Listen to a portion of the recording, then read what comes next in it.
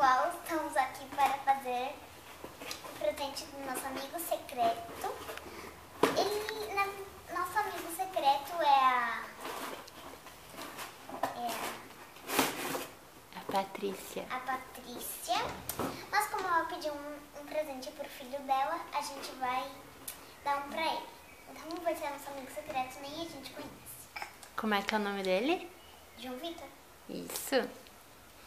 E, bom, espero que ele goste.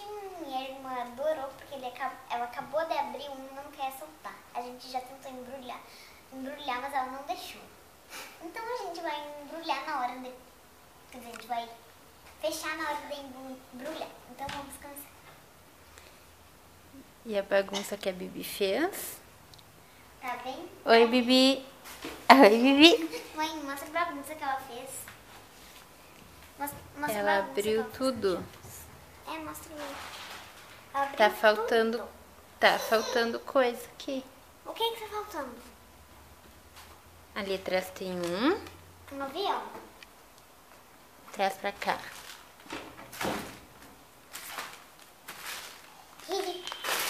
Não.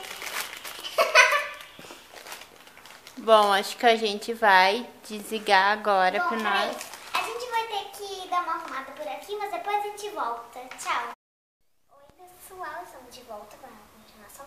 Bom, a gente não tinha fita para atar os presentes.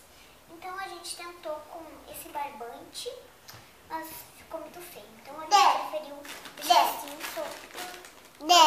A bola. soltinho na caixa. Bom, então a gente vai fechar assim, pegar essa caixa de presente e embrulhar. Então a gente vai mostrar. Vamos fazer.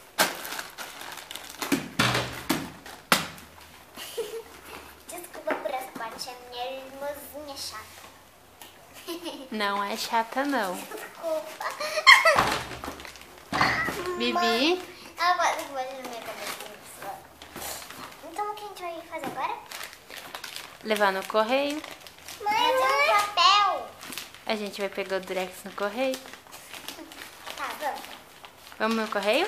Uhum. Então tá. E a gente volta daqui a pouco, quando a gente tiver levado as coisas no correio. Tchau!